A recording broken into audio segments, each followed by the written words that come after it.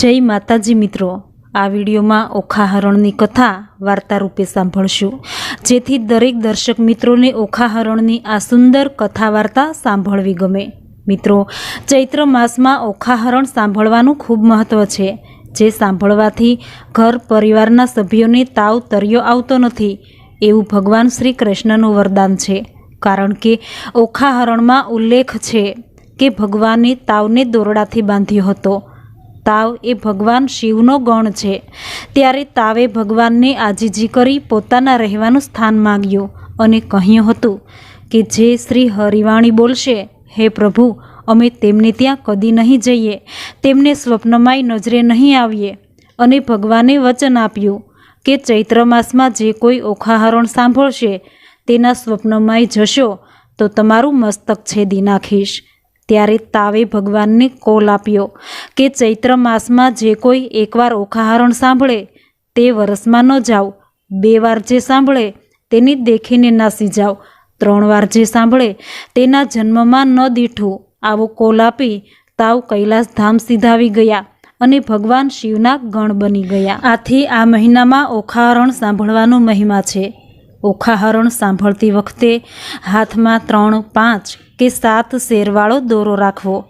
ઓખા હરણ પૂર્ણ થઈએ આ દોરો ઘરમાં જો નાનું બાળક હોય તો તેના કાંડે બાંધવો, તેમજ ઘર પરિવારના સભ્યોને પણ આ દોરો બાંધી શકાય। આમ કરવાથી બાળકો કે ઘર પરિવારના સભ્યોને તાવ તર્યો આવતો નથી અને આખું વર્ષ એ નિરોગી રહે છે। આવું મહત્વ છે ચૈત્ર માસમાં ઓખા હરણ સાંભળવાનું કે વાંચવાનું। તો મિત્રો, આ વિડીયોમાં ઓખા હરણની સુંદર વાર્તા સાંભળશું, જેમાં સાંભળશું નાગપાશના દોરડાથી બંધાયેલો અનિરુદ્ધ કોટવતી દેવીની સ્તુતિ કરે છે, તેનું સ્તોત્રમ ગાય છે અને કોટવતી દેવી અનિરુદ્ધને વરદાન આપે છે। આ સુંદર કથા જે કોઈ સાંભળશે તેના દરેક મનોરથ પૂર્ણ થશે, તે આ લોકમાં સુખ ભોગવી અંતે વિષ્ણુ લોકમાં જશે। ભગવાન શ્રી ગણેશજીનું ધ્યાન ધરી ઓખા હરણ વાર્તા સાંભળીએ। વક્રતુંડ મહાકાય સૂર્યકોટી સમપ્રભ નિર્વિઘ્નમ કુરુ મે દેવ સર્વકાર્યેષુ સર્વદા। ભગવાન વેદવ્યાસજી રાજા જન્મેજયને કથા આગળ સંભળાવતા કહે છે કે હે રાજન, બાણાસુરના નગરમાં જે ક્ષણે બાણાસુરે શૂરવીર અનિરુદ્ધને ઓખા સાથે કેદ કર્યો હતો, ત્યારે અનિરુદ્ધ પોતાની રક્ષા માટે કોટવતી દેવીના શરણે ગયો। ત્યારે અનિરુદ્ધે એ દેવીનું જે સ્તોત્રમ ગાયું હતું તે સ્તોત્રમ તમે સાંભળો। અનિરુદ્ધ બોલ્યો કે હે અવિનાશી, અંતરહિત, દિવ્ય, અક્ષત, સનાતન આદિ દેવ અને જગતના પ્રભુ શ્રી નારાયણને નમસ્કાર કરી હું સર્વના હિત અર્થે ચંડી દેવી આર્યાને નમસ્કાર કરું છું।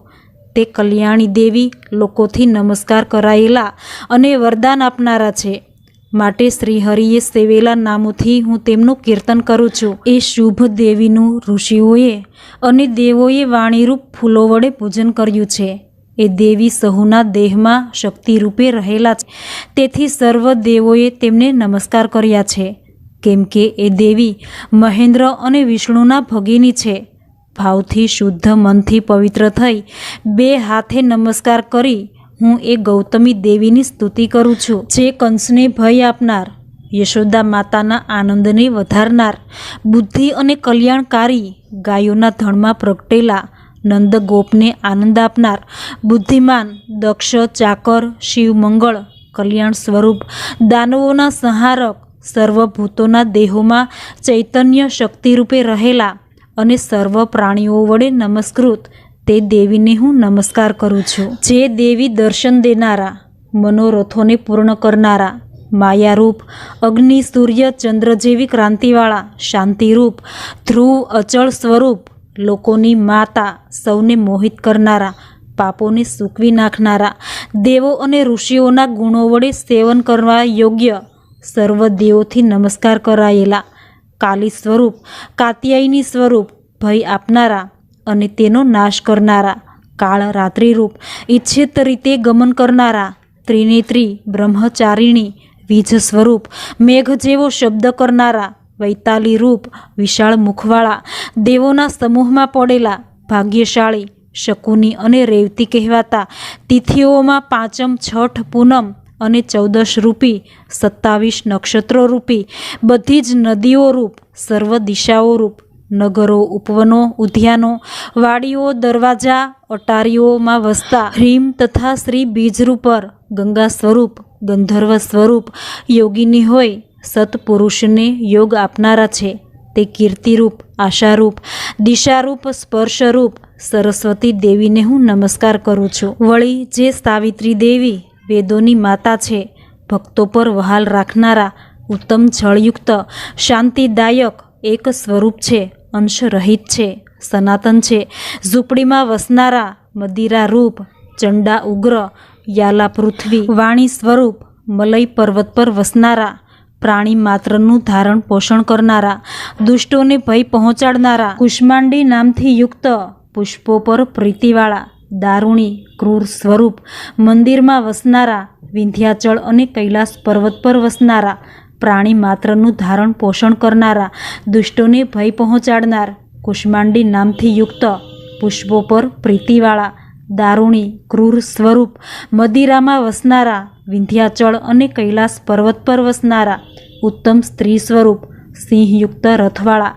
વિવિધ રૂપોવાળા, ધ્વજમાં બળદનું ચિહ્ન ધારણ કરવાવાળા, દુર્જય દુર્લભ, દુર્ગા, નિશુંભ દૈત્યને ભય પહોંચાડનારા, દેવોને પ્રિય, સુરા મધ્યરૂપ, ઇન્દ્રની નાની બહેન, શિવા દેવી રૂપ, ભીલડીનું રૂપ ધારણ કરનાર, ચીર વસ્ત્રોને ધારણ કરનાર, ચોર લોકોની સેના વડે નમાકૃત, યજ્ઞોમાં ઘી પીનાર, સોમ રસ પીનાર, સૌમ્ય સ્વરૂપ, સર્વ પર્વતોમાં વસનારા, હાથીના ગંડ સ્થળ જેવા સ્તનોના વાળા, કાર્તિક સ્વામીના માતા, પર્વતના પુત્રી, પાર્વતી રૂપ, 50 દેવ કન્યાઓના માતા, પિતા રૂપ, દેવોના સમૂહની પત્નીઓ રૂપ, કિન્નરોએ ગાયા અને સેવ્યા છે એવા તમે દરેક સ્વરૂપ. હે માતા, તમને નમસ્કાર હો. હે ગૌતમી, આમને અન્ય નામો વડે મેં આપનું કીર્તન કર્યું છે, તો આપની કૃપા થવાથી હું નિર્વિઘ્ને જલ્દીથી નાગપાશના બંધનથી છૂટી જાઉં. હે વિશાળ નેત્રોવાળા દેવી, હું તમારા બંને ચરણોના શરણે આવ્યો છું, તો મારા સર્વ બંધનોથી મારો છુટકારો કરવાને તમે જ યોગ્ય છો. હે દેવી, બ્રહ્મા, વિષ્ણુ, રુદ્ર, ચંદ્ર, સૂર્ય, અગ્નિ, વાયુ, 2 અશ્વિની કુમારો, વસુઓ, ધાતા, ભૂમિ, 10 દિશાઓ, પવન સહિત, મેઘ, ગાયો, નક્ષત્રોના વંશો, ગ્રહો, નદીઓ, આમ દેવીના નામ કીર્તનથી સમસ્ત જગત દેવીનું જ સ્વરૂપ છે. જે મનુષ્ય સાવધાન રહીને આ પવિત્ર સ્તોત્રનો પાઠ કરે છે, તેને 7મા મહિને એ દેવી ઉમદા વરદાન આપે છે. 18 ભુજાઓવાળા જે દેવી દિવ્ય આભૂષણોથી શણગારેલા છે, તેમના સર્વ અંગો હારોથી શોભે છે. મુકુટ સહિત આભૂષણો તેમણે પહેર્યા છે. એ કાવ્યાયની દેવીનું જે સ્મરણ કરે છે, સ્તવન કરે છે, તેને હે દેવી તમે ઉત્તમ વરદાન આપો છો, તેથી હું તમારી સ્તુતિ કરું છું. તો હે સુંદર નેત્રોવાળા અને વરદાન આપનારા મહાદેવી, તમને નમસ્કાર હો. તમે મને સદાકાળ અતિ પ્રસન્ન થાઓ અને વરદાન, આયુષ્ય, પુષ્ટિ, ક્ષમા અને ધૈર્ય મને અવશ્ય આપો. હે દેવી, હું બંધનથી છૂટો થાવ તે સત્ય બનો. ભગવાન વેદવ્યાસજી કહે છે કે અનિરુદ્ધે મહાદુર્ગાનું સ્તવન કર્યું હતું, ત્યારે દુષ્પ્રાસ્ય પરાક્રમવાળા તે દેવીએ અનિરુદ્ધના બંધનમાં સાનિધ્ય કર્યું હતું. શરણાગત પર પ્રેમ રાખનાર તે દેવી અનિરુદ્ધનું હિત કરવા માટે બાણાસુરના નગરમાં અનિરુદ્ધ પાસે પધાર્યા હતા અને તેને છૂટો કર્યો હતો. અને પછી શત્રુને સહન નહીં કરનાર વીર અનિરુદ્ધને તે દેવીએ સાંત્વન આપ્યું હતું. ક્ષીર અનિરુદ્ધે તે દેવીની પૂજા કરી હતી. ત્યારે અનિરુદ્ધના કેદખાનામાં દેવીએ કૃપા દર્શાવી હતી. તે વખતે નાગપાશમાં બંધાયેલ છતાં તેનું ચિત્ત ઓખાએ હર્યું હતું. એવા એ અનિરુદ્ધના વ્રજ જેવા પાંજરાને દેવીએ પોતાના હાથના અગ્રભાગથી ચીરી નાખ્યું હતું.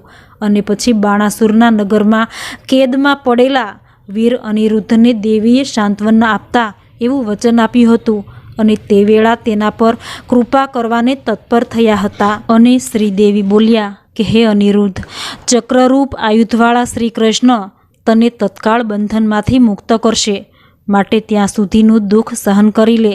દૈત્યોનો નાશ કરનાર શ્રી કૃષ્ણ બાણાસુરના 1000 હાથ કાપી નાખી તને દ્વારિકામાં લઈ જશે. વેદવ્યાસજી આગળ જણાવતા કહે છે કે બાણાસુરની પુત્રી ઓખા અને અનિરુદ્ધને દ્વારિકા લાવવા ભગવાન શ્રી કૃષ્ણે ગરુડજી દ્વારા તૈયારી શરૂ કરી હતી. ત્યારે આ તરફ મહાઅસુર બાણાસુરે પોતાના સૈન્યને સજ્જ કરવા માંડ્યું હતું. તે વેળા અતિ નજીકમાં જ્યારે પોતાનો તિરસ્કાર સંભળાયો હતો ત્યારે ચંદ્રમુખ અનિરુદ્ધે હર્ષ પામીને પુનઃ આ રીતે દેવીને સ્તુતિ કરવા માંડી. અનિરુદ્ધ બોલ્યા કે હે દેવી, હે વરદા શિવે, તમને નમસ્કાર હો. હે દેવોના શત્રુઓનો નાશ કરનારા દેવી, તમને નમસ્કાર હો. હે અથ્યષ્ટ વિચરણ કરનારા તે સદા શિવે, તમને નમસ્કાર હો. હે બંધન મુક્ત કરનારા તમને નમસ્કાર હો. હે ઇન્દ્રાણી, રુદ્રાણી, બ્રહ્માણી, હે ભૂત ભવિષ્યને ઉત્પન્ન કરનારા શિવ, તમને સર્વ ભયથી મારું રક્ષણ કરો. હે નારાયણી, તમને નમસ્કાર હો. હે જગતના નાથ પ્રિય, ઇન્દ્રિય નિગ્રહ કરનારા, હે મોટા વ્રતધારી, હે ભક્ત પ્રિય, હે જગત માતા, હે પર્વતપુત્રી પાર્વતી માતા, હે વસુંધરી, હે પૃથ્વી સ્વરૂપિણી, તમને નમસ્કાર હો. હે વિશાળ નેત્રધારી, તમે મારું રક્ષણ કરો. હે નારાયણી, તમને નમસ્કાર હો. હે દાનવોને ભય પમાડનારા, તમે સર્વ દુઃખોથી મારું રક્ષણ કરો. હે ઇન્દ્રપ્રિયા, હે મહાભાગ્યવાન, તમે ભક્તોના સંકટો પીડા નાશ કરનારા છો.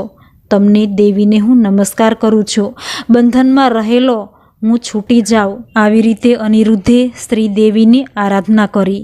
ત્યારે ભગવાન વેદવ્યાસજી કહે છે કે હે મનુષ્ય, અત્યંત સાવધ થઈ આ પવિત્ર આર્યાસ્તવનનો જે પાઠ કરે છે તે સર્વ પાપોથી વિશિષ્ટ મુક્ત થઈ વિષ્ણુ ભક્તિમાં જાય છે અને જો બંધનમાં રહ્યો હોય તે બંધનમાંથી છૂટી જાય છે. આવું એ સત્ય વ્યાસકથન છે. ઓખાહરણ કથાનો ખંડ 6 સમાપ્ત. ઓખાહરણ 7મા ખંડમાં સાંભળશું શ્રી કૃષ્ણનું શોણિતપુરમાં આગમન. જે સુંદર કથા સાંભળવા માટે ચેનલને સબસ્ક્રાઈબ ન કરી હોય તો અત્યારે જ સબસ્ક્રાઈબ કરી દેજો. આ વિડીયોને લાઈક કરી કમેન્ટમાં જય શ્રી કૃષ્ણ જરૂર લખજો. આ વિડીયોને તમારા મિત્રોમાં શેર કરજો. ફરી મળીશું ઓખાહરણની નવી કથા વાર્તા સાથે. જય માતાજી.